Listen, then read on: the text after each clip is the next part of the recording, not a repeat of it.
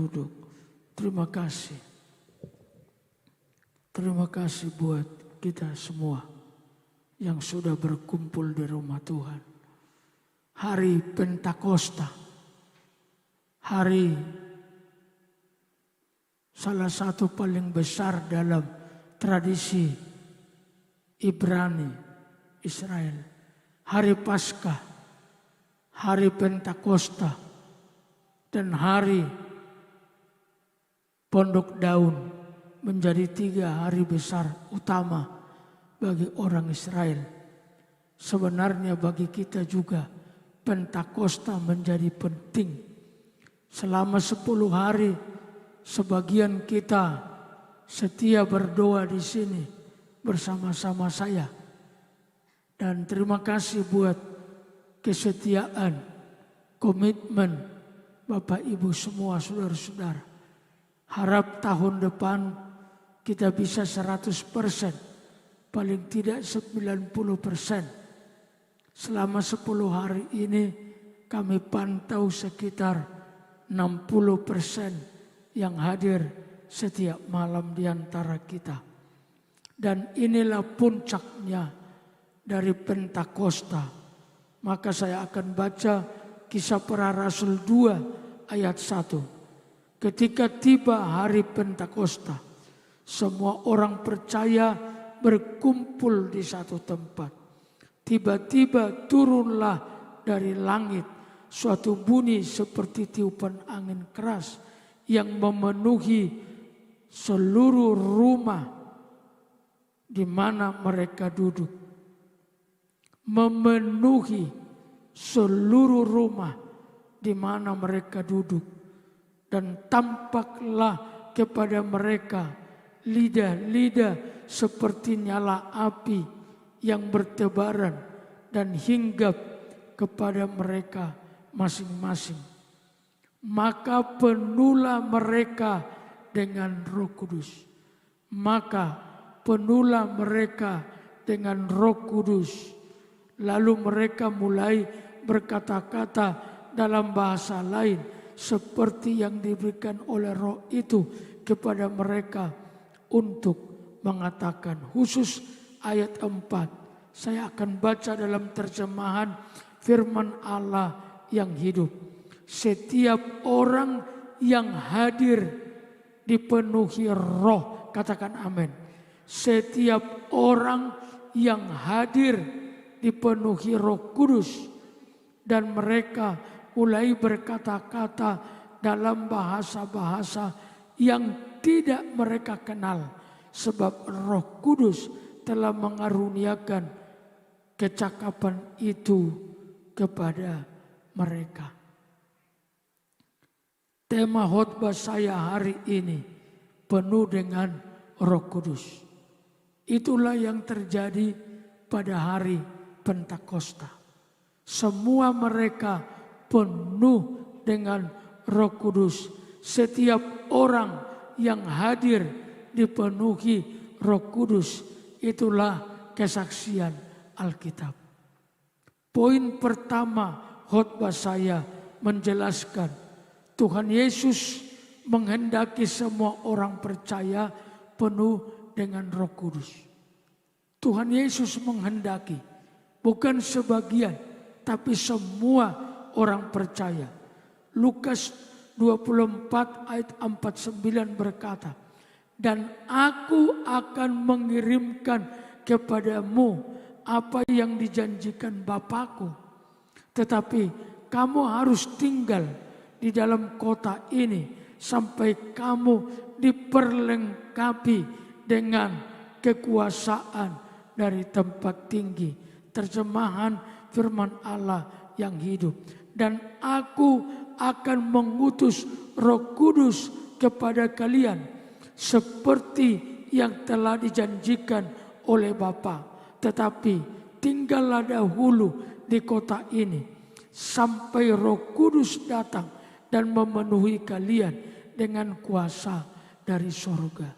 Jemaat yang saya cinta, Tuhan mau supaya kita semua penuh Roh Kudus. Maka teruslah menanti teruslah meminta, teruslah percaya. Jangan berhenti di satu stasiun saja. Saya sudah khotbahkan itu. Kita semua, bukan sebagian, penuh dengan roh. Itu disampaikan Yohanes Pembaptis juga sebelum Yesus datang. Dalam arti sebelum Yesus bertumbuh dewasa masuk ke pelayanan, Yohanes Pembaptis sudah berkhotbah. Aku membaptis kamu dengan air, tetapi Dia yang datang akan membaptis kamu dengan roh. Sungguh sebagai gembala, saya berharap tidak ada seorang pun di antara kita yang tidak mengalami baptisan atau kepenuhan roh itu. Karena memang kita sangat memerlukannya. Yesus sendiri menghendaki kita semua penuh roh.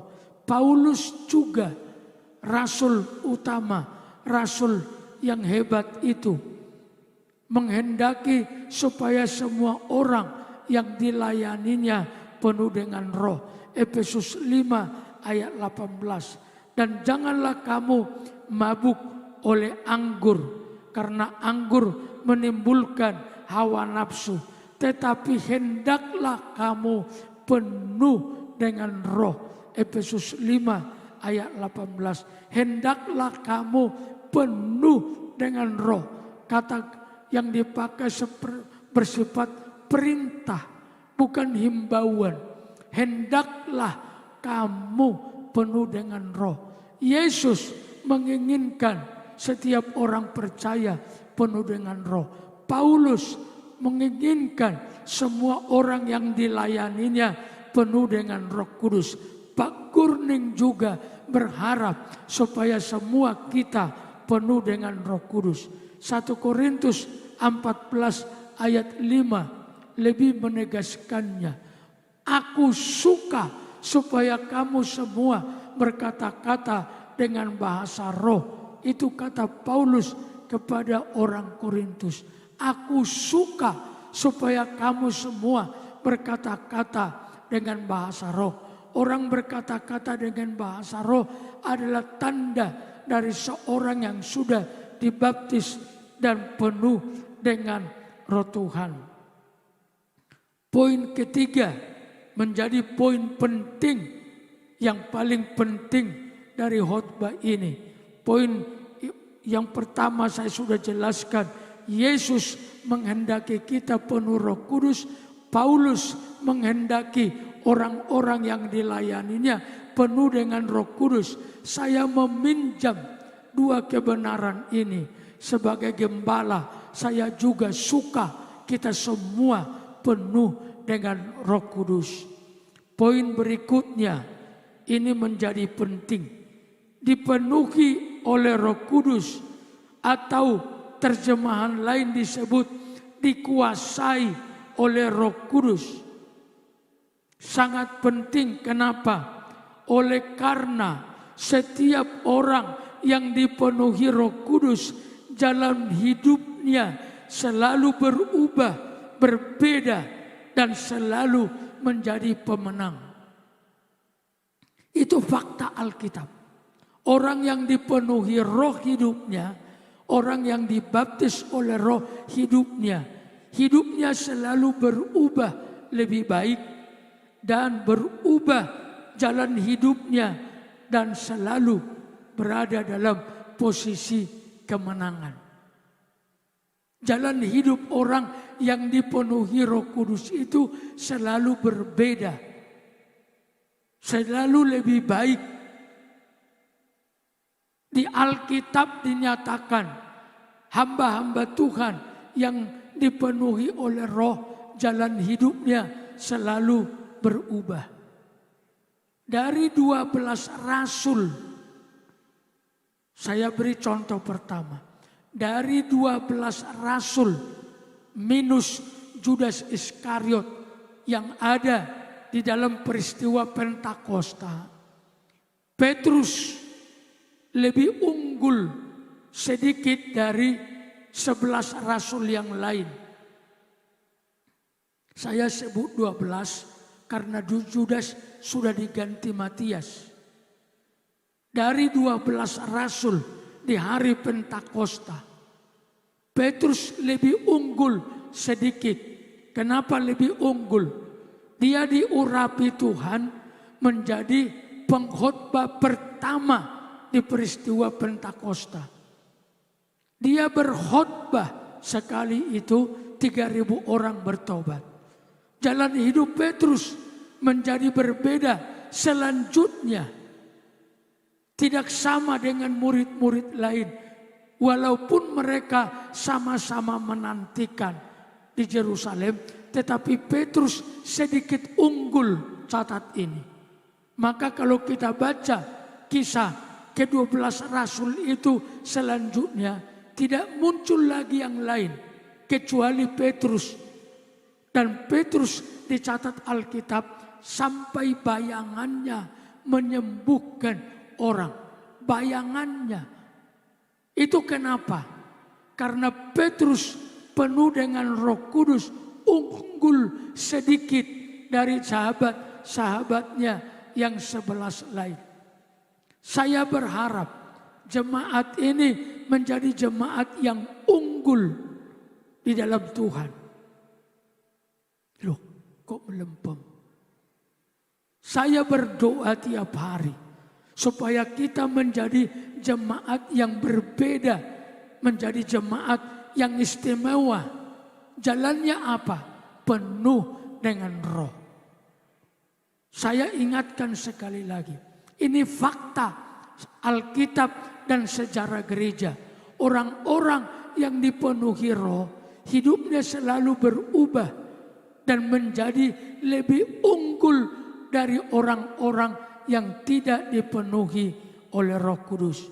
Saya akan kasih contoh sederhana, gambaran sederhana.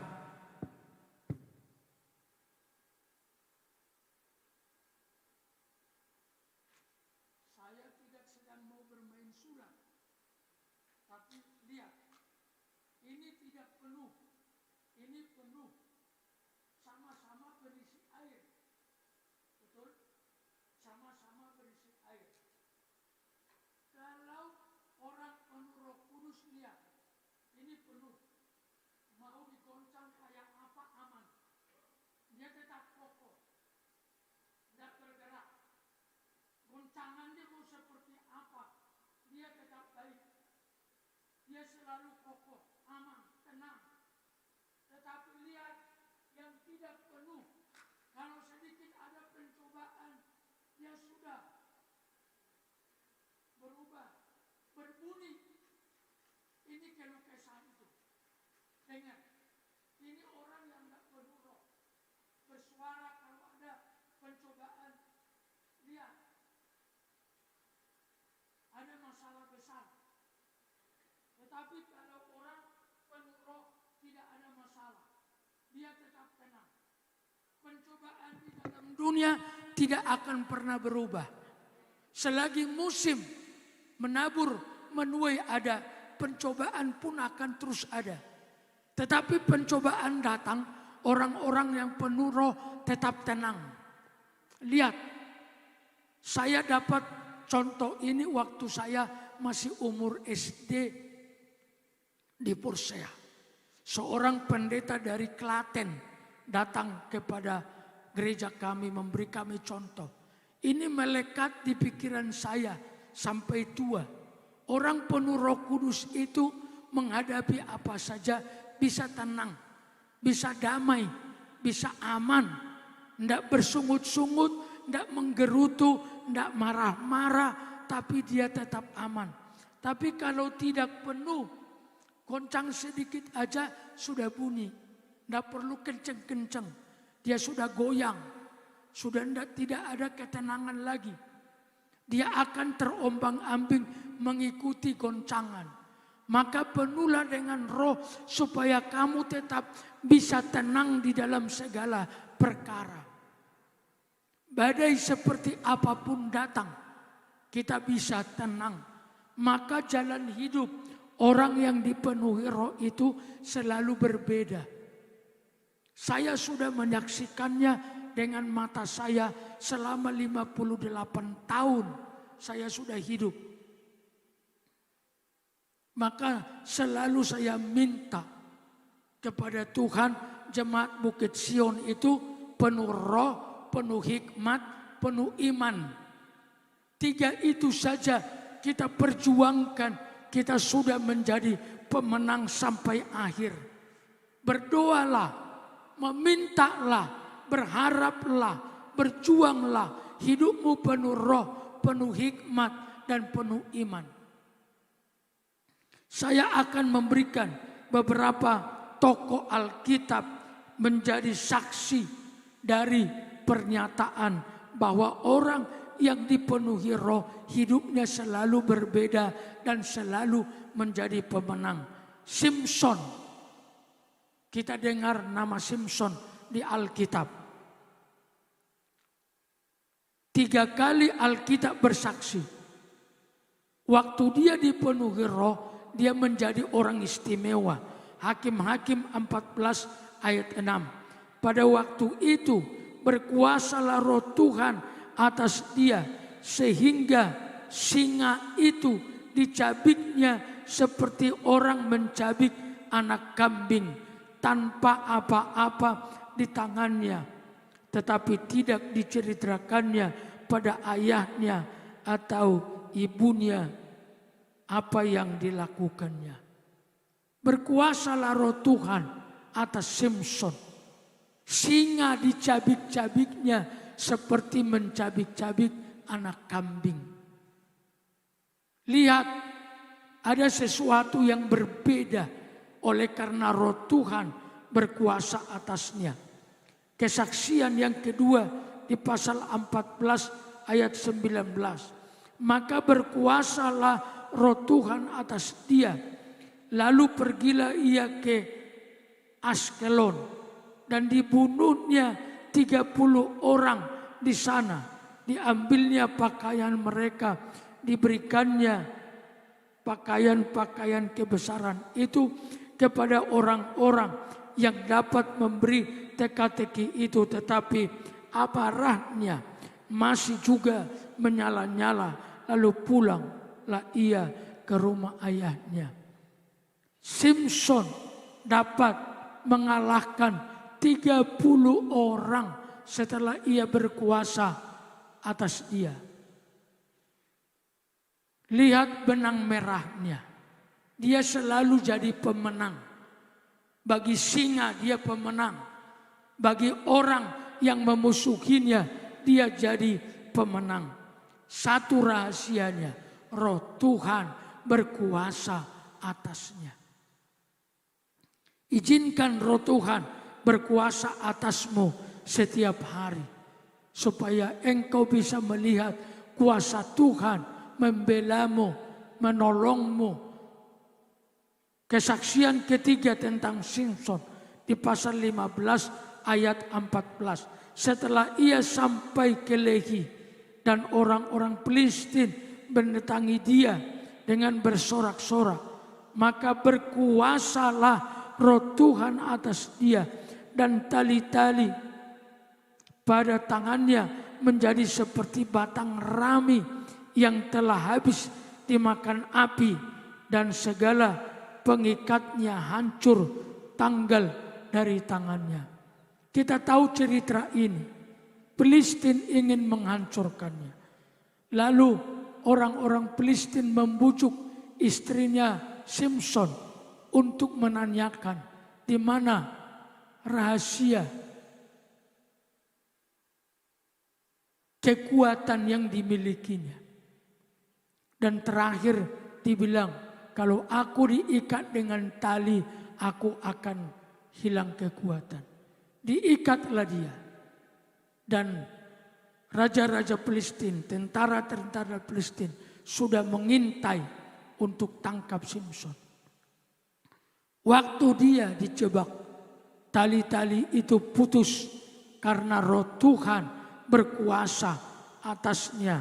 Dia katakan di ayat atas, berkuasalah roh Tuhan atas dia, dan tali-tali itu menjadi seperti jerami. Izinkan Roh Tuhan berkuasa atasmu. Hal-hal yang tidak mungkin akan menjadi mungkin. Itu renungan kita pada hari Jumat kemarin. Waktu Maria diberitahu, kau akan punya anak.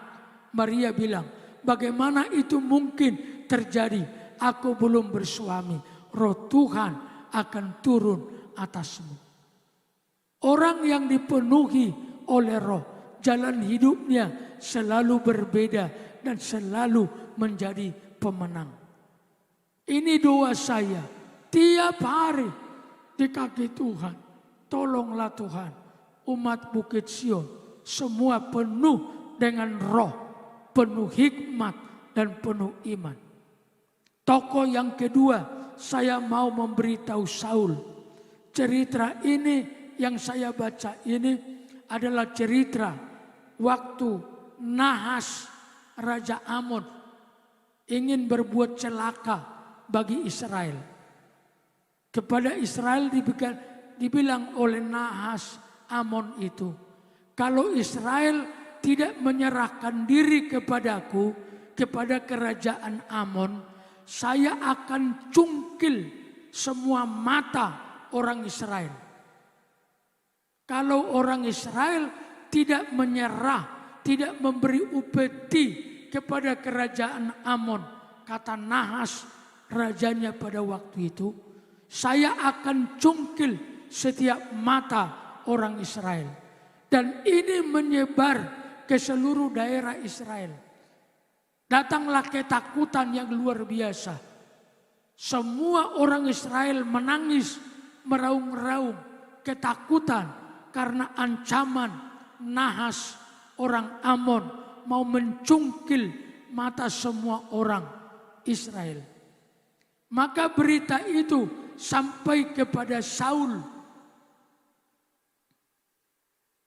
Lalu pasal 11 1 Samuel 6 berkata begini. Ketika Saul mendengar kabar itu, maka berkuasalah Roh Allah atas dia dan menyala-nyalalah amarahnya dengan sangat.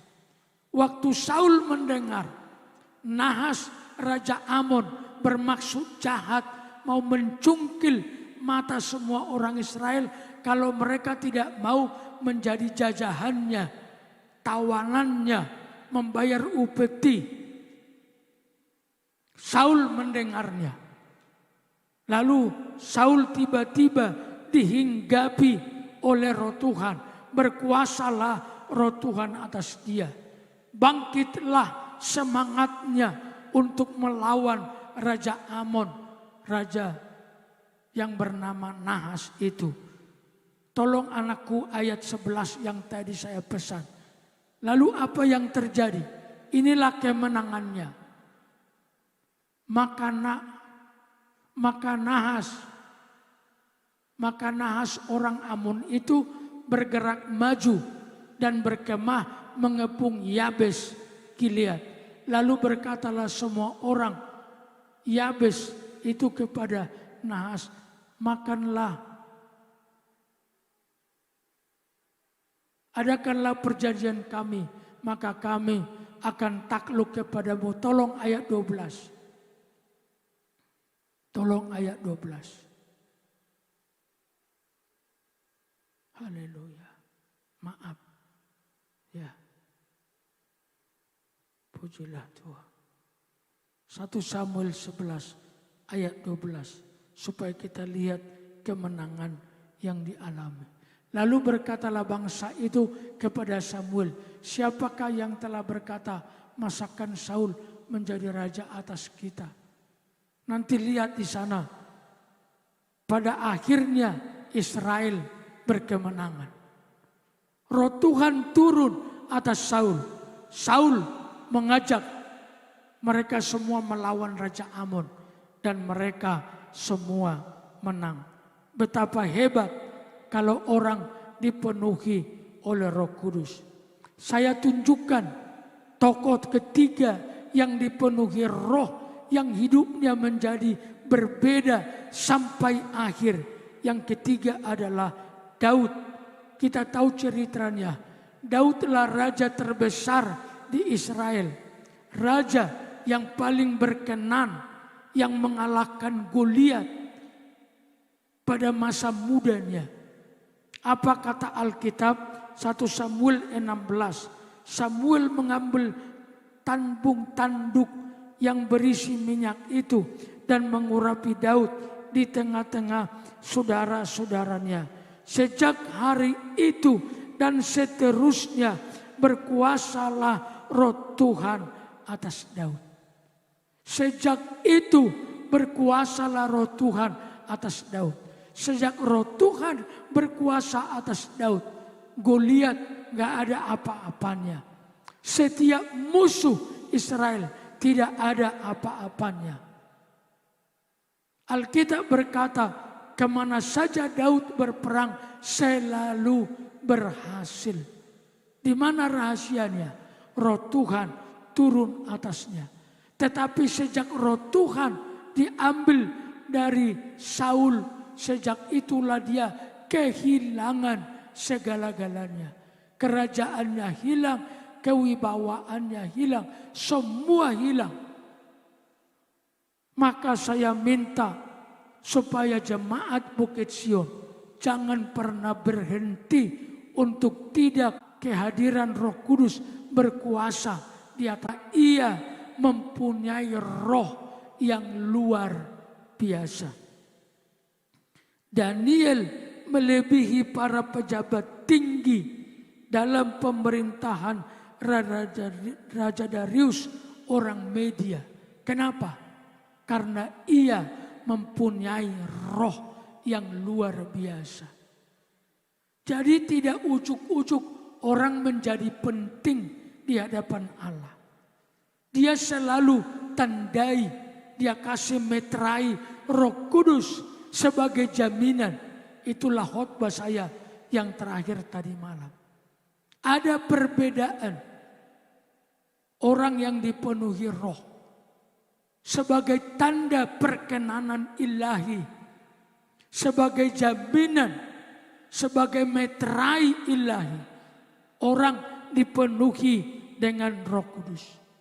Bayangkan loh, Daniel itu orang Ibrani, orang tawanan bersama Sadrak, Mesak, Abednego. Tapi Alkitab berkata, ia melebihi semua para pejabat tinggi di Persia dalam kerajaan Darius. Orang buangan istilah Alkitab. Tapi bisa menjadi orang yang lebih penting. Kenapa? Karena dia mempunyai roh yang luar biasa. Yang terakhir, Yusuf anak Yakub menjadi raja nomor 2 di Mesir.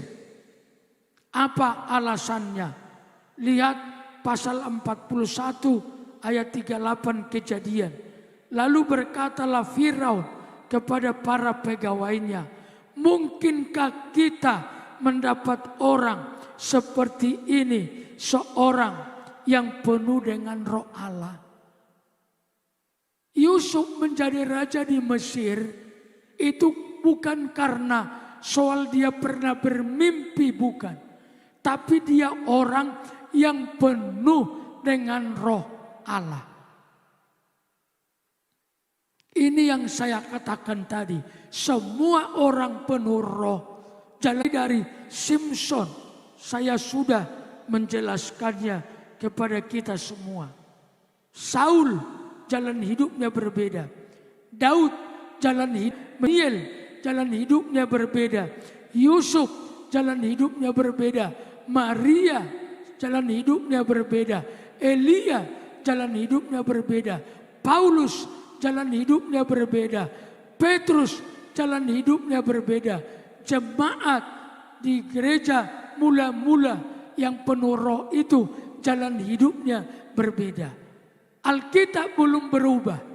Kita juga bisa mengalami yang sama sekarang dalam situasi apapun. Kalau Roh Kudus berkuasa atas kita, kita akan melihat kemuliaan Allah bekerja dalam kehidupan kita. Saya akan bacakan kepada kita kesimpulan dari cerita yang saya sudah sampaikan 1 Samuel 10 ayat yang ke-6. Maka roh Tuhan akan berkuasa atasmu. Engkau akan kepenuhan bersama-sama dengan mereka dan berubah menjadi manusia lain. Orang yang penuh Roh Kudus itu berubah menjadi manusia yang berbeda. Maka penuhlah dengan Roh Kudus. Kalau kemarin atau selama ini belum sampai ke klimaks dibaptis dengan Roh, masih ada waktu. Kebaktian-kebaktian kita harap menjadi kebaktian yang selalu berharap Roh Kudus turun. Doa di rumah, jangan berhenti. Di mana saja kita mengharapkannya, di situ Tuhan bisa melakukannya. Jangan takut. Tuhan itu murah hati. Tuhan itu murah hati. Tolong tanamkan ini di hatimu setiap hari. Saya selalu bilang, sorga itu baik. Sorga itu adil. Sorga itu murah hati. Sorga itu bijaksana. Jangan ragukan apapun tentang sorga. Jangan pikir Tuhan sedang tidur pada waktu doamu belum dikabulkan. Dia terus bekerja kepada kita semua. Penuhlah dengan Roh. Seperti orang-orang Pentakosta mula-mula. Setiap orang yang hadir, kata Alkitab, dipenuhi oleh Roh. Saya percaya setiap kita dipenuhi oleh Roh. Kenapa? Saya mau kasih tahu. Yang pertama, Yesus menginginkan itu. Kedua, saya sudah jelaskan, Paulus menginginkan itu. Artinya Alkitab berharap kita semua penuh dengan Roh. Yang kedua pagi ini adalah karena jalan hidup orang yang dipenuhi Roh selalu berbeda, selalu lebih baik. Saya sudah kasih tahu, Petrus bersama-sama murid-murid lain sama berdoa 10 hari di Yerusalem. Tapi Petrus terlihat muncul lebih unggul sehingga dia menjadi pengkhotbahnya pada waktu itu. Jalan hidupnya kita lihat ada tanda-tanda yang berbeda. Dicatat oleh Kisah Rasul 12. Petrus bayangannya menyembuhkan. Kisah Rasul kemudian mencatat Petrus di penjara. Malaikat turun melepaskannya. Pintu itu terbuka dengan sendirinya, kata Alkitab. Yakobus sudah dipenggal lehernya. Dia juga murid yang berdoa di Yerusalem. Tapi Alkitab tidak menjelaskan apa-apa tentang Yakobus. Tetapi Petrus bisa terlepas. Yakobus dibunuh. Jadi ada benang merah yang menjelaskan dalam Alkitab. Orang dipenuhi Roh itu selalu berbeda jalan hidupnya. Saya menghidupi ini, kebenaran ini, mempercayainya, menjelaskannya, meyakininya, menghidupinya sejak tahun 83 lah. Paling tidak saya masuk sekolah teologi. Saya tidak pernah bergeser dari keyakinan ini. Dan saya sudah menjalani hidup yang berbeda dari orang-orang seangkatan saya, satu kelas dengan saya. Sungguh ini benar. Maka merindulah, hauslah akan kehadiran Roh Kudus. Hauslah lebih daripada haus akan yang lain. Kalau engkau perlu uang, uang tidak bisa mendatangkan kuasa yang menghasilkan uang. Tetapi kalau Roh Kudus turun, dia akan mengubah padang gurun menjadi kebun buah-buahan. Yesaya 32 ayat 15. Doa saya, harapan saya, himbauan saya, supaya semua jemaat Bukit Sion haus akan kehadiran Roh Kudus. Tuhan memberkatimu. Ada perbedaan di antara orang yang dipenuhi oleh Roh Tuhan. Amin.